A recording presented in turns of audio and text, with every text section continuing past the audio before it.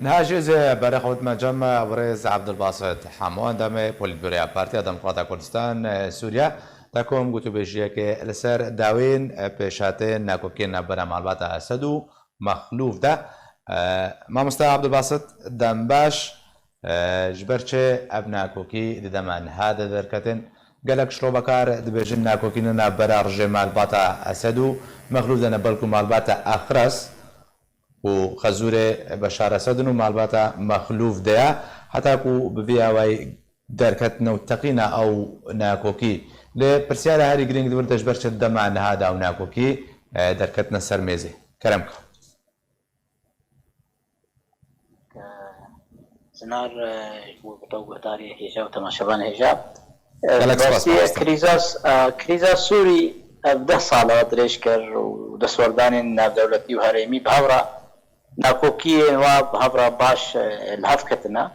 ويجواناجي تشكي نورمال داوية دكتاتور هذا تماغو الرئي الوطن دبي او بخبخة في جاهب دو دخون برغو آرمان جوا فرايا ودسلات داريا اب ناكوكين ها بري هبون اللي هناكي برجوان ديوا بهبرا هناكي دمشيا لي دماغو اب ريا ابوري الوطن دبي هر يك دخوازي وجه پاردي بخوي او جي يجوانا كوكين گو دلامت ديار بك گو داويا و رژیم روب و بردوام دبي و نزيك دبي و ناگه 2021 برگو داويا 2021 دي سهر بجاتنا نوش بو سروكرتيا سوريا ماشي و اوجي ديار كرن انه دستوردار روسيا وايران هناكي زندور الشامي بس هذا شاميرا قال لك خورت انه هر يك تخازي عاديه كي قلت تجي عادي ديتر وبشي تشتكي راسيتها انه رامي مخلوف ونبس رامي مخلوف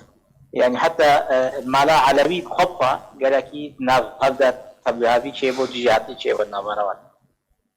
باشا ما مستعبد الباسط تقولكو بري 2021 جي داوياوي رجي ما سدو رجنا برن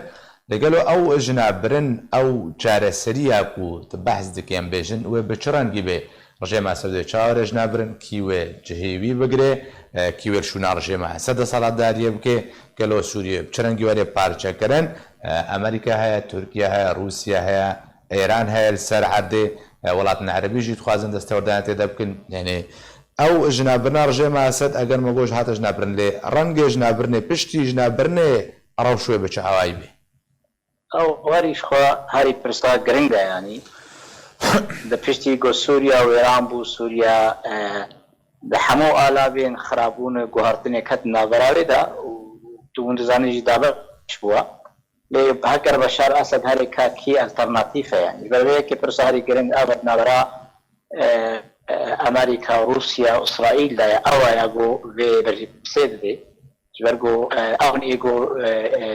چارەنویسە سووری مەشێنە ڕاستە دەگەل ئیران و تورکیای هەری خۆرتن لێ داوی بریارە رووسیا و ئەمریکا دەگەل ئیسرائیل ئەو نیەگو ئەلتەرناتیڤێش ئەمریکیە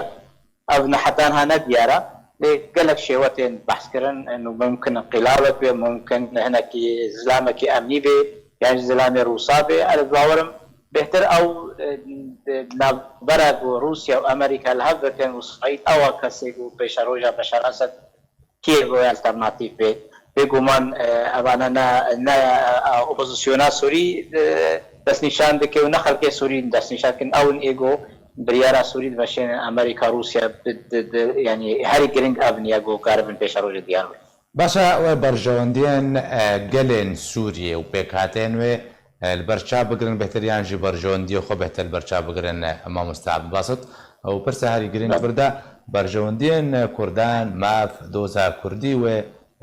چارەسەری بچڕەنگی بێژێرەت برجوندی ده بیان جیو برووا جیو چنده بی گەلک جاراجی گوتیو هەر کەس دەزانێژی کەسی برجوندی گەلێ سووری بەربچاو نەستاندی نە دەوڵەتێن هەرێمی نەژی دەوڵەتێن ناودەوڵەتی سیاسەت تاكوتي مشين برجواندين وولاطة ترسي هفتي جهنا وجهنا الجوري هفتي هلبت برجواندين وولاطة تشلو بمشي أو نيبريار بمشي وكرج بشكنش في روشة سوري تبعي جهه كردا بێگومان گۆری تێ دیارکردن بەرژەوەندی ڤاوەڵاتە وهدانك روشا كردا هيا لجار جاراجي بيشيا دولة هرمي روشا كردا وبرجودية كردا جهات نفروتن ودوباره بونا قال جارا بر بچاو يعني چل واقع سوريا چل عفري چل كوباني شيجي دما ريفراندوم الكردستاني انا براسي تجربه كردا بهات سر بهات كردا بولات ناب دولتي دا قال لك جارجارا نكشت طبعا جرا تبلو سلوغانا بوتنا ديار كنت باوي بارتي كده حتى داوي اشتغانيا مازنا كن ديار بيريا بيشا برجوان ديخا لهكر هاتو بشار اسد هات هلاني بگومان و بشکل کردار ولاوی هبه برگو کرد هری نزیکن جبه برجواندیان روس و امریکا باشا مامۆستا عەبدولباست پرسێک دووردەهەیە دووردەنە قویاکردنکو ئەگەرها رووسیا پشتیوانیە ڕامی مەخلوف بکە ڕامی مەخلوف بێ ئەلتەرناتیڤ ژێ بەشار لە سەدرا نەباوەرم بەرگۆ ڕامی مەخلوف ئینسانێکی خوێنمیش بوو ملکێ ملتي السوري قبولنا كنكيمي بشار اسد بربو او ايجو پشتوانيا ابوري وسياستا شامي دهات سرلنگا ممكن هيك وكرام مخلوف ببن ودماغو صدام حسين جي قال لك زلامي وي وهابالبندي وي دماغو هاروين دبنوك سويسري وبنوك دنيا دا قال لك او ماوداني معنا هشتن بريك ماليه مرامي مخلوف تقلق ولاتين اوروبا دا يعني جي الهندي وقالك جديجي انا دقي 5 مليار دولار ممكن او برا ولوجيرا به لانين وبابي وبدين قصر قصر نمدر الشام ممكن جي كسكي امني دي هابي وكاربي مقبول به بهتر امريكا روسيا واسرائيل کلک سپاس جبوی مامۆستا عەبدولباست حەموان دامێ پۆلیتبیۆریا پارتیا دەموکراتە کوردستانی سووریا و تۆگەرم بووی کلک سپاس